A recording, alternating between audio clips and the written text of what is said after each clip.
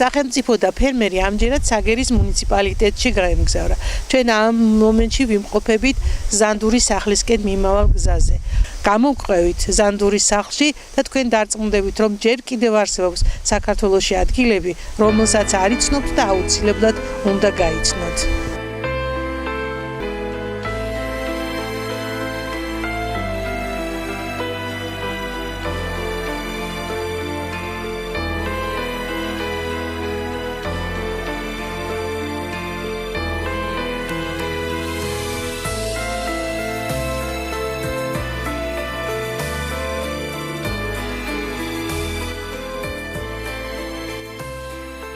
დღეს ჩვენ უნდა ვესტუმროთ ქალბატონ მანონი ახვლედიანს, რომელიც გაგვაცნობს თუ რა საქმიანობს და როგორ ხდება მათთან ძალიან ბევრი საინტერესო სტუმარი.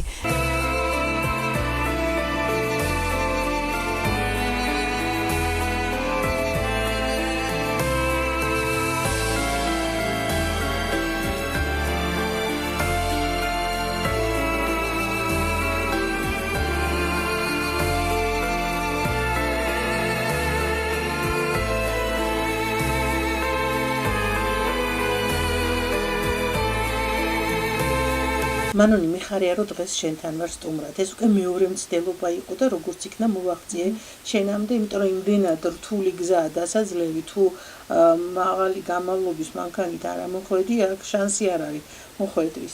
საოცარი სანახაობა ვიხილეთ, ხეობა ძალიან კარგად არის გადასახედიც გაკეთებული, მაგრამ ყველას უნდა ქონდეს იმის შესაძლებლობა, რომ ეს გზა დაძლიოს. და რა ვიცი, ხა მე ვფიქრობ, რომ ჩვენი გადაცემა მივა ადრესატამდე, რომ რაც შეიძლება სწრაფად გაკეთდეს ეს გზა, თორე ძალიან ბევრ ტურისტს დაწყდება გული. ყველას ხომ ფარყავს, ასე ვთქვათ, ჯიპი მანქანები, რომ ასე ადვილად ამოვიდნენ აქ. მოდი, მანონი, საზოგადოებას გავაცნოთ, ვინ ხარ? საიდან გაჩნდა იდეა? რატომ დაარქვით ამ თქვენს ულამაზე სამოთხეს ზანდუკის სახლი და საერთოდ რა საქმიანობთ? მე პირველ რიგში ასე ვიტყვი, პედაგოგი ვარ, აქ ამ სკოლაში, ამ სოფლის სკოლაში ვასწავლი. სოფლის სახელით ვთქვათ? სოფელი ცაგერის მუნიციპალიტეტის სოფელი ღვირიში.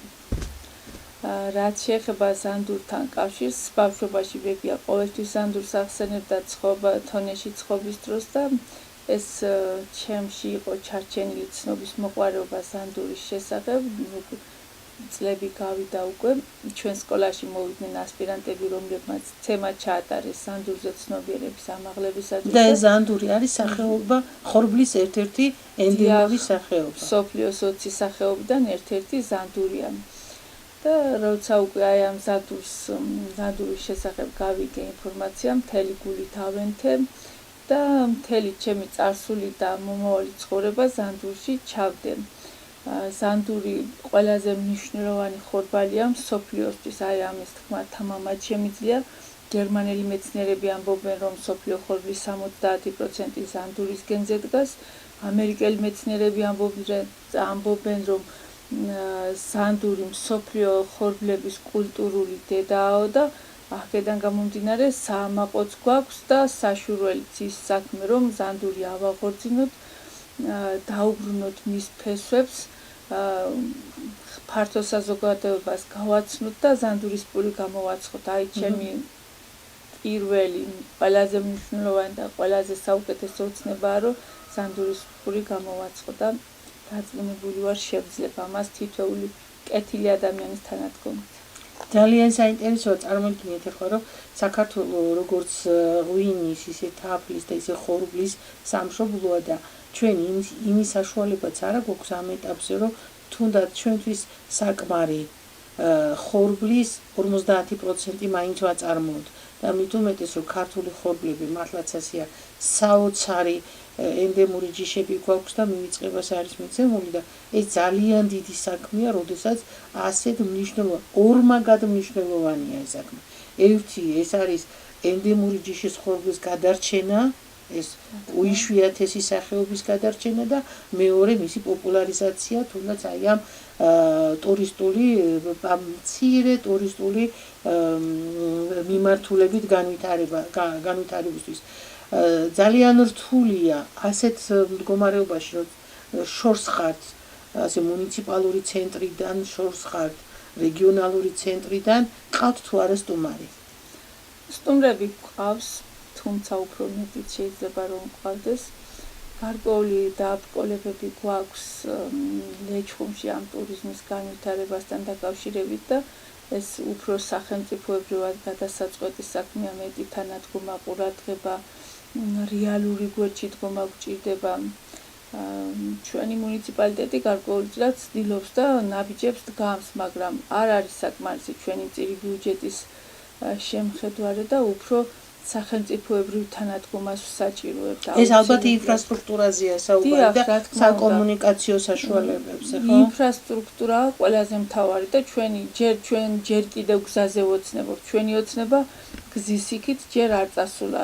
აი წლებია 40-50 წელია აგერ რაც ხნის ვარ და ჩვენთან სულ არის გზის პრობლემა და არ გვეღირსა ერთხელ და საბოლოოდ ამ პრობლემის გადაწყვეტა. ახლა დაწყებულია ეს პროცესები და დარწმუნებული ვარ 90%-ით რომ წარმატებით დასრულდება უკვე პროექტი გაკეთებულია, წარდგენილია, გარკვეული თანხებით მოძიებულია და რაღაც პატარა ვთქვათ ასე ბიუროკრატიული დაბრკოლებები არის, რომელიც იმედია გადაილახება ამ უახლოეს ხანში. ძალიან კარგი. როგორი ზამთარი იცის აქ? ზამთარი ძველად დიდი თოვლი იცოდა და ახლა გზების ჩაკეტვა, თქვა და ეს მოწყვეტა გარესამყაროსთან ასე არ ხდება. ნორმალური ახლა რო ვთქვათ, რომ რაღაც დიდი გზა რო იყოს, შეუულებრივად შეიძლება ვიზიტორს მოვიდეს გაწმენდითი სამუშაოებით ტარდება მეტნაკლებად ნორმალური მდგომარეობით. ახლა რო ვთქვათ, რომ რაღაც განსაკუთრებული და თქვათ ახლა როგორც მაღალმთიან საქართველოში ხდება, ასე არ არის, მაგრამ უკეთესი ყოველთვის კარგია. რა თქმა უნდა. და რა მაინტერესებს, ერთია ეს რომ ხორბლის ამ სახეობის გადარჩენისთვის დაიწყე ბრძოლა და გაქვს იმედია ვნახავთ. მოსავალი ხო მიღებულია. რა ფართობებზე თესავთ ზანდურს? ჯერჯერობით ჩვენ მხოლოდ სადემონსტრაციო ნაკვეთებით შემოვიფარგლებით, იმიტომ რომ არა გვაქვს ტექნიკა. არის აუცილებლად ასაღები მოწყობილობების საცეხველი, რომელიც საქართველოშიც არ არის, ხორბა ეს ზანდური რთული გამოსაყვანია კილიდან და სპეციალური კილიანი ხორბალია, ხო? ეს როგორც ასლი. დიახ, სხვათა შორის კოლხური ასლი მექვენაში ხვამლის ძირში იპოვეს პირველად, როცა დაიწყეს მისი აღმოჩენა. და აი ეს დაბრკოლებები თან მცირემიწიანი ტერიტორიები გვაქვს, რთული აქ სამეწარმეო თვალსაზრისით ხორბლის დათესვა და ნუ რა ვიცი, ხა ვთქვათ უამრავი დაბრკოლებებია წინ, რომელსაც აუცილებლად იმედი მაქვს გადავლახავთ მომავალში. თუ თანამშრომლობთ თუნდაც სოფლის მეურნეობის სამინისტროს სამეცნიერო კვლევით ცენტრთან ამ ხორბლის როგორც ვთქვათ, სიწმინდესთან დაკავშირებით. დიახ, თანამშრომლობ თესლის მოწოდება პირველ წყარო ისინი არ იყვნენ, მაგრამ თანდათან უკვე მათგან ხდება ეს მომაწოდეს თესლი და ეს ჩვენი თანამშრომლობა რაღაც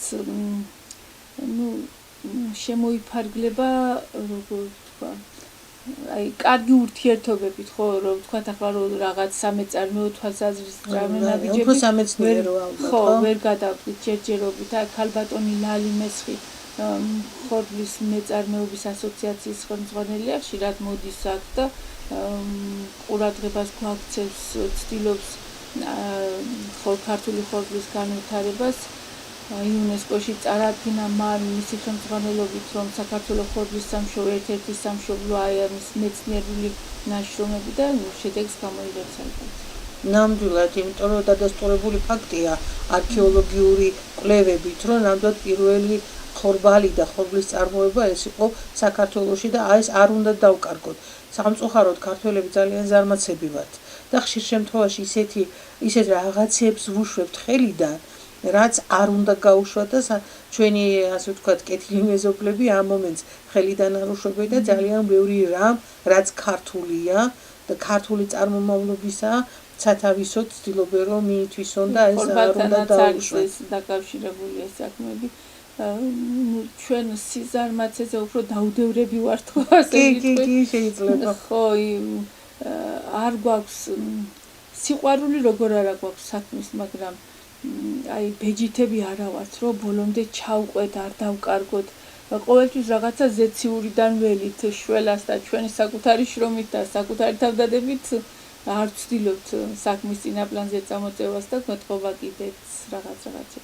და ხშირ შემთხვევაში ვფიქრობთ, რომ ამას სხვაც გააკეთებს და მე რატო ავიტკიო თავი და ეს ასე არ არის. სხვათა შორის ასლი მე მქონდა საცდელ ნაკვეთზე დათესილი, ის იყო სასწაული. ძალიან მართლაც ის რთულია მისი კილიდან გამორჩევა, მაგრამ სამაგეროთ არის ძალიან მაღალ კალორიული და მინერალების და ვიტამინების ბუდია, ბევრად აღემატება სასარგებლო თვისებებით ჩვეულებრივ ხორბალს და ერთი ეგ არის უბედურება, რომ არის მცირემოსავლიანი ჩვენი ძირძველი ენდემური ჯიშები და მას კარგად უნდა ხელი შეწყობა რა ნაკვეთზე როგორ უნდა განვითარდეს, მაგრამ მე ვფიქრობ, რომ ხორბლის მწარმოებელი ფერმერებიც დაინტერესდებიან ენდემური ჯიშებით და დაინტერესებული არიან აქტიურად. მე ვადევნებ ახლა სოციალური ქსელებიდან თვალს, რომ აქტიურად ცდილობენ ამ ენდემების წინაპლანზე წამოწევას და გაჩნდა უკვე რამდენიმე ადამიანი, რომლებიც სამეწარმოო თვალსაზრისით ვითარდებიან და იმედი მაქვს, რომ თანდათან ჩვენც გადმოგვესხმება ეს წყალი. აუცილებლად. ყოველ შემთხვევაში დოლის პურმა უკვე გარკვეული პოზიცია დაიკავა და უკვე ცნობილია დოლის პური ზოგადად და მოთხოვნა ამ პურზე საკმაოდ იზრდება და დარწმუნებულია ანალოგიურად იქნება დანარჩენ ხორბლებზე. ეს ერთი რაც ხორბლებს შეეხება. კიდევ თქვენი საქმიანობის მეორე სფერო ეს არის ტურიზმი. საოჯახო სასტუმრო, ხო ასეა? საოჯახო სასტუმრო მაქვს. აი, საოჯახო სასტუმრომ დაასწრო ხორბალს თუ ხორბალმა დაასწრო? ხორბალი, ჯერ ხორბალი იყო და ეს ყველაფერი მარანი, ბეღელი, ეს ეთნოგრაფია, ეს მუზეუმი, ეს ტურიზმი, ყველაფერი იმისთვის არსებობს, რომ მე შევქმნა ჩემს მეურნეობაში ის პირობები, რომ ხორბალმა წინაპლანზე წამოიწევოს, ხორბალი დავთესო და ზანდურის პური გამოვაცხო. დარწმუნებულია ალბათ ეს თონეც იმისთვის არის მომზადებული, რომ ზანდურის პური იყოს აი ამ თონში ჩაგრული და წარმომიდგენია როგორი არომატი იქნება, როგორი არომატი იტრიალებს ამ ეზოტაში. ესე იგი გამოდის, რომ ჩვენ წინ გველოდება საოცარი მარანიც, ბეღელიც, თვითონ სასტუმროც და ყველაზე მნიშვნელოვანი პატარა მუზეუმი. აი რას მოიცავს ეს მუზეუმი? ამ ეტაპზე ზანდურის სახლი შეგვიძლია მოვიაზროთ როგორც ხორბლის და ღვინის სახლად. მაქვს ხორბლის ეთნომასალები, რომელიც ხორბლის მოყვანა წარმოებასთან იყო დაკავშირებული, მათი ისტორიები, პატარ-პატარა ლეგენდები მათ შესახებ და მაქვს კიდე მარანი. ლეჩხუმი უძველესი ღვინის მხარე იყო, რომელიც ახლა უკვე ასე აქტიურად აღარ არის აღიარებული. მაქვს 5-6 საუკუნის ის ნივთები, რომელიც ღვინის წარმოებასთან იყო დაკავშირებული და ვცდილობა ირგვლივ შევქმნა ის სისადავე, გარემოს სისადავე, რაც ჩვენი ლეჩხუმისთვის დამახასიათებელი იყო და ნახოთ როგორ მოგეწონება. ესე იგი გამიწევთ მეგზურობას. დიახ. მაშინ წავიდეთ და ვნახოთ. სახელმწიფო და ფერმერი ირინე ფხოველიშვილთან ერთად. ახლა ღვინის კუთხეში ვარ ზანდურის სახლში. აი ეს არის ქვის საწნეხელი. როგორც გითხარით, ლეჩხუმლები ქვის ხანიდან მოვდივართ და ქვის ხანაში ვსვამდით ღვინოს თქო. აი ეს წბერი, ეს საწნეხლის ძირი, განსაკუთრებულ ყურადღებას იპყრობს აი ეს წბერი, რომელიც 5 საუკუნეზე მეტისაა. აი ეს, ხო? საწვეთური რომ აქვს. დიახ, აი ამის პრინციპი დოლაბის სიმძიმის ცენტრად ეს ჭიახრახნია, რომელიც ტრიალებდა ამ ძელს ქვევით იწეოდა და იქ კალათში, რომელიცშიც ყურძენი იყო ჩაყრილი, წვენი გამოდიოდა. და ამ ღარიდან ჩამოდიოდა უკვე ეს ღარებით ჩადიოდა ჭურებში. ახლა ასეთი ტენდენციაა, რომ საქართველოს რო ღვინის სამშობლოა, თითქოს საქართველოში კლასიკურად ღვინის დაყენება არის ჭაჭაზე, ყურძნის მასაზე და სუფთა წვენის დადუღება არის ევროპული სტილი. ჩვენთან ოდითგანვე ეს ხდებოდა და მე ვფიქრობ, ესეც ქართულია და ცოტა არასწორი კლასიფიცირება ხდება, როცა ევროპულს მიაკუთვნებენ, მაგრამ რა ვიცი. ფაქტია რომ აქ უკვე სუფთა წვენის გამოდენა ხდება და შემდეგ უკვე ამ სუფთა წვენის გადაღება დეხურის არქეოლოგიური ციხე-კომპლექსი აი უფრო უზარმაზარი აი ასეთი ეთნომასალები იქ დევს შესასვლელში და ვერც კი წარმოიდგენ ახლა თუ მარტო ამ ქვებს შეხედავ ადამიანი როგორ შეიძლებოდა აქედან წვენის მიღება მაგრამ აი ეს ხის კონსტრუქცია უკვე ძალიან დიდი ხნისაა და მართალია გამოუყენებით აღარ ვიყენებთ მაგრამ თვალსაჩინო მასალა იმისი როგორ ხდებოდა ფაქტია ამას ვერაფერს ამხელა ქვას როგორ თლიდნენ რომ ასეთი საწნახელი შეექმნა საოცარია ფაქტიურად ძირითადად მაინც არის ხის საწნახელები და ჩვენ აქ უკვე ხის საწნახელს საქართველოს ღვინის სამშობლო და ყველაფერი გქონდა ის რაც ღვინოს ეხება. აი ეს ქვები რა ეს აი წისქვილის ქვებია, ხელის წისქვილის ქვებია, ხო? დიახ, ხელის წისქვილს მაშინ იყენებდნენ, როცა ზამთარში ყინვა იყო და მდინარეები იყინებოდა. და წყლის წისქვილები უკვე აღარ მუშაობდა და აიძულდა იმის საშუალებას რომ დაფრინო. აქ მაქვს დაწყებული და ვერ დავამთავრე წისქვილის ელექტროწისქვილის გაკეთება მინდა ვერ შემოუყვანეს სამი ფაზა დენის და აუცილებლად უნდა გავაკეთო მინდოდა რომ გამეკეთებინა მაგრამ შემიშალა რაღაცებმა არა უშავრა ყველაფერს ეშველება თავარია მონდომება და ეხლა აი აქ ვხედავ ქვის ნატეხებს კარიბჭის ქვებია დაიმკვდა და მე არ დავზე და ეს დათარიღებულია 1926 წლით, ხო?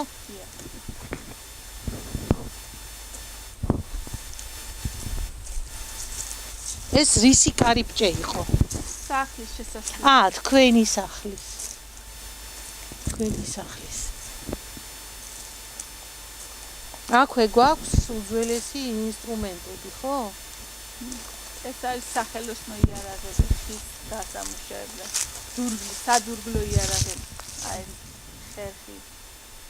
ის დაპირითი ამას ცერაღმართული ხერხი და სალაშინები ზოგადად რაჭალეჩხუმი განთქმულია ხეზე მომუშავე ადამიანებით და ხეზე და ქვაზე უხარს რომელიც აქაური ხელოსნების გაკეთებულია და ეხლა ჩვენ ვართ ბაღში ხეხილის ბაღში ბავშვობიდან ვოცნებობდი ხეხილის ბაღებზე და ავიხდინე აქ არის ამერიკულ საძირებზე დამყნილი ევროპული ჯიშები რომელიც თავიდან გავაშენე მაშინ არ მქონდა შესაძლებლობა ქართული ჯიშის ვაშლები მეყიდა და შემდეგ უკვე მე თვითონ პატარა სანერგე მეურნეობა გავაკეთე და სადღაც მაქვს ჩამატებული აი რო გახმა ან დაზიანდა ზოგიერთი ქართულები დიახ თურაშაული რამდენიმე ძირი თურაშაული მაქვს აბილოური უძველესი ჯიშები თურაშაული ქართლშიც აღარ არის უკვე შემორჩენილი ხო ძალიან მიამაყება თურაშაული რომ აქვს მართლა საამაყოა და რამდენი წლის არის ეს გავაში ეს ბაღი 8 წლისაა დიახ ძალიან ლამაზია და ძალიან კარგია და აგერ სადღაც თვალი მოვკარისკებსაც ესე იგი ფუტკარიც ყავს კი ფუტკრით ვიყავი გადაცებული წლების წინ და საკმაოდ წარმატებასაც მივაღწია იმ პერიოდში. მე ზანდურის სახლის მშენებლობა რომ დავიწყე, უკვე დიდი რაოდენობით ვეღარ ვუვლი, მაგრამ იმდენ თავს კი ვიწევ, რომ ზანდურის სახლში მოსულ სტუმრებს გავუმასპინებდე და ჩვენ გქონდა შეხვედრები და განსაკუთრებით ლეჩხუმის წარმომადგენლებად თქვენს გულის ტკივილით, რომ ჩვენ გვაქვს ძალიან ბევრი ხილი, მაგრამ გვიფუჭდება. ვერ ვახერხებთ ამ ხილის ვერ შენახვას და ვერც გადამუშავებას. რა სიტყვი ასეა? ჩვენ გქონდა ძალიან ბევრი ხილი. უკვე ყოველთვის რეალობას მოწყვეტილი და ჩამორჩენილი ვართ. ახლა ხეხილის ბაღები თუ არ გააშენე 40-50 წლის წინ გაშენებული ხეხილის ბაღებით აღარ შეიძლება იამაყო. ამ საქმეს როგორც ყველაფერ დავიწყებულს კიდე სათავეში ჩადგომა უნდა და აღორძინება უნდა ამ ხეხილის ბაღებს. უნიკალური გემოს ვაშლი მოდის. აი ქვემოთ სინაპი ვაშლები არის. ეს ჩემი მამამთილის გაშენებულია ის ბაღი. 1905 წელს ივერია წერდა ჩვენ სოფლებზე, რომ ლეჩხუმის სოფლებში უცხერში, ღვირიში და ნასპერშიო ცოტა ვაშლი მოვიდაო და ბაზარზე გავლენა მოახდინაო. წარმოიდგინეთ რამდენად მნიშვნელოვანი როლი გვეჭირა ჩვენ ხეხილის ბაზარზე და ახლა უკვე თითქმის გავქრით აღარ ვარსებობთ და აქ რო ხარისხიანი, გემრიელი და კარგი პროდუქტი მოდის, ამას აღორძინება სჭირდება როგორც სხვა რამეს. აუცილებლად და ხეხილის აი სანერგე მეურნეობებიდან უნდა დავიწყოთ აღდგენა. სანერგე მეურნეობებიდანაც და შემნახველი და გადამამუშავებელი საწარმოებიდანაც. ჰაგერ ჩემი საფუტკრი არის. ფუტკართან კიდე გარკვეული იდეები მაქვს. მარტო თაფლის მიღებას არ ვაპირებ, აპის სახლის გაკეთებას ეს დაგეგმილი მაქვს და გაისად აუცილებლად მექნება და ჩემი სტუმრებისთვის ერთ-ერთი სასიამოვნო სივრცე იქნება.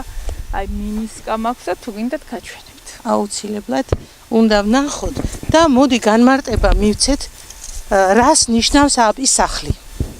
აპის სახლი ეს არის ოთახი, სადაც სკიდან გამოსული ჰაერის სუნთქვა შეიძლება. სამკურნალო თერაპია. სამკურნალო თერაპია. აი ეს მინისკა მაქვს, რომელიც სტუმრებს მოესწრებს. ვაიმე. ეს ოპერატორმა საჩინოდ ხედავენ, როგორ შრომობენ ფუტკრები და როგორ ცხოვრობენ სკაში. მე ყოველთვის ამბობ, რომ ფუტკარი არის სამაგალითო და ეს სახელმწიფო მართლობაშიც რომ ჩვენ დავნერგოთ, არ გვაწყენდა ფუტკრების მაგალითი. ეს წაბლის თაფლია უფრო მუქი ფერისაც. ცაცხვის თაფლი, აქეთ მინდვრის ყვავილები. და ესენი ცალკედებენ ამ ყველაფერს, ხო? ცალკე არა, როცა ღალიანობა არის, რომელი ღალას დომინანტობს, იმას ჩაასხამენ და მე რომ გამოილევა, უკვე აქეთ მშენებლობა მიდის და სხვაგან სხვა ჩაასხამენ. ფუტკრები ძალიან მიყვარს. მანონი, ეხლა ჩვენ სად მივდივართ? ახლა უნდა გაჩვენოთ ბეღელი. ეს არის ბეღელი, სადაც განთავსებულია ხორბლის სხვადასხვა სახეობის ძნები.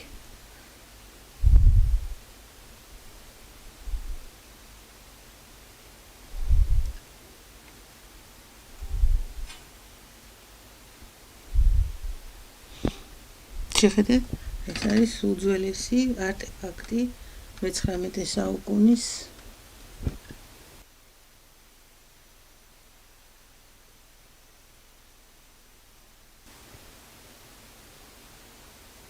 ეს ხვირიშია, მთლიანად ჩემი სოფელი. ულამაზესი სოფელია. გარშემორტყმული მთებით, მინდვრებით, მდინარით, ჩანჩქერით, აი აქ ხედავთ ელიის მთას. აი ნაძვნარი რო არის ელიის მთა ქვია, ეს ტევრია. მათი შეერთების ადგილზე ჩანჩქერი ჩამოდის, ხვირიშის ჩანჩქერი. შხივი ჰქვია იმ ჩანჩქერს, ადგილობრივები ასე ეძახიან. აქ ტევრის მთაზე ორი მთა მოჩანს, ზურგა და უშულიაში ჰქვია ამ მთებს, აი აქ ითესებოდა ზანდური თურმი ამ მთებზე. ეს ყორანა კიდე აგერ აქეთ საქორია უკან ლატაფის მთა. საოცარი. აი აგერ არის მინდორი, ამას ლახვეტიაში ერქვა და აქ მოდის დიდი რაოდენობით სიმინდი და ლობიო. აი თუ ვთქვათ 1 ჰექტარზე სადღაც სხვაგან მოდის დაუშვათ 5 ტონა, აი აქ მოვა 8 ტონა. განსაკუთრებული ადგილია, ტენიანობას ინარჩუნებს და აი ამ ადგილს გვალვა და სიცხე და გარემო პირობები ვერაფერს აკლებს. თავისი მიკროკლიმატია. დიახ და მაგრამ სამწუხაროდ აღარ მუშავდება. თანდათან აიღეს ხელი ადამიანებმა შრომაზე.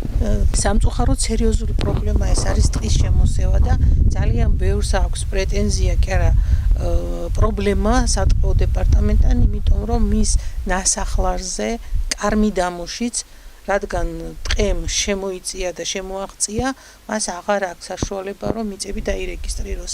რა ხდება სინამდვილეში?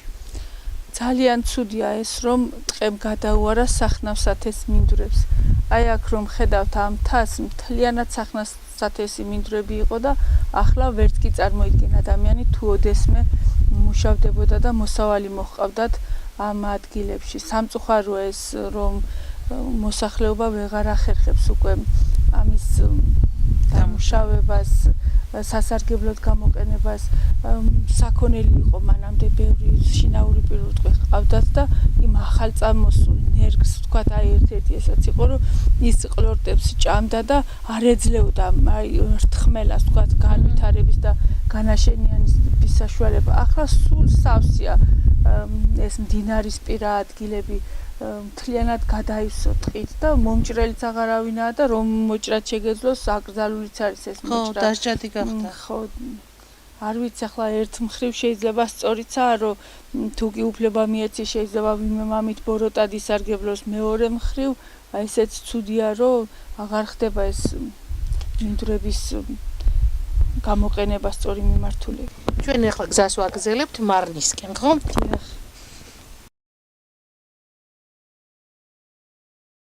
ეცადე ძალიან რომ დამეცვა ჩვენი კუთხისთვის დამახასიათებელი თვისებები არ გადამებრანჭა და არ ყოფილიყო ეს თანამედროვე სტილით თან მიახლოებული, მაგრამ არაფრად. ხო ის სისადავე ის სინატიფე ეგრძნო ადამიანებს რაც ჩვენთან ლეჩხუმში ჰქონდა მარანს და ღვინოს ზოგადად.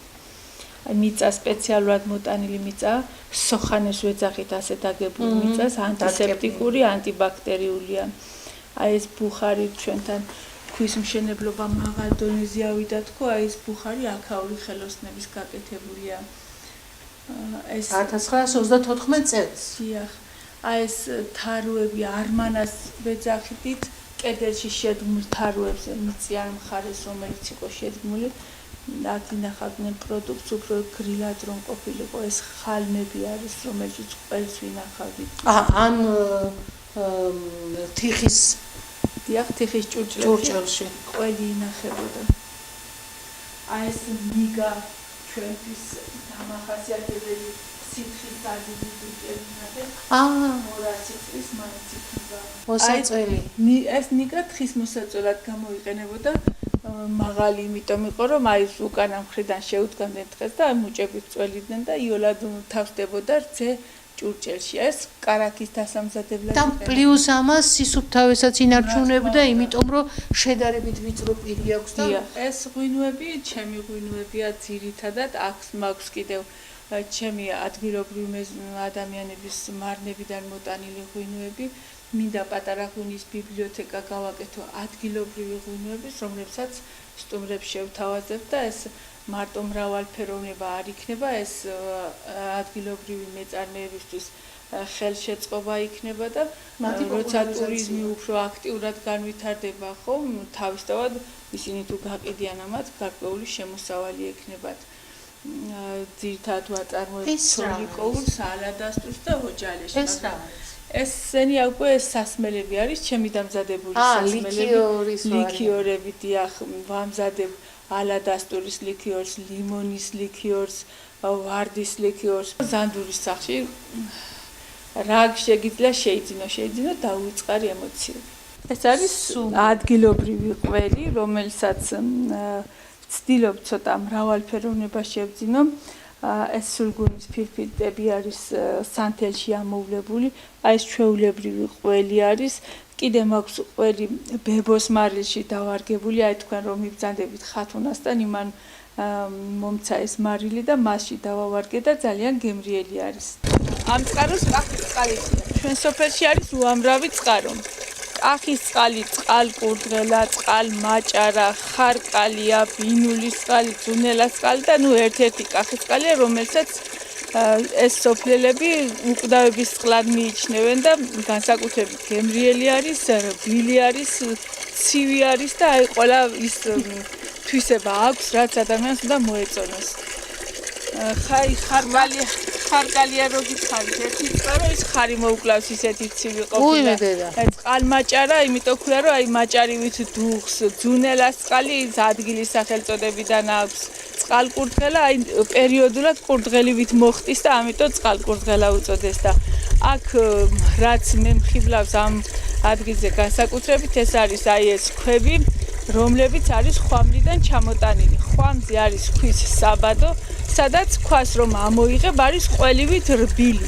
დაამუშავებ, დახერხავ, დააწყობ ჰაერზე და გამოწყობა ხდია, გამაგრდება და უკვე გამოიყენება ის შესაბამისად საამშენებლოდ იქნება თუ დეკორაციებისთვის იქნება. აი ეს ნალის სვეტები არის იქედან ჩამოტანილია ხვამლის მთის საბადოდან. სახელმწიფო და ფერმერი ირინე ფხოველიშვილთან ერთად.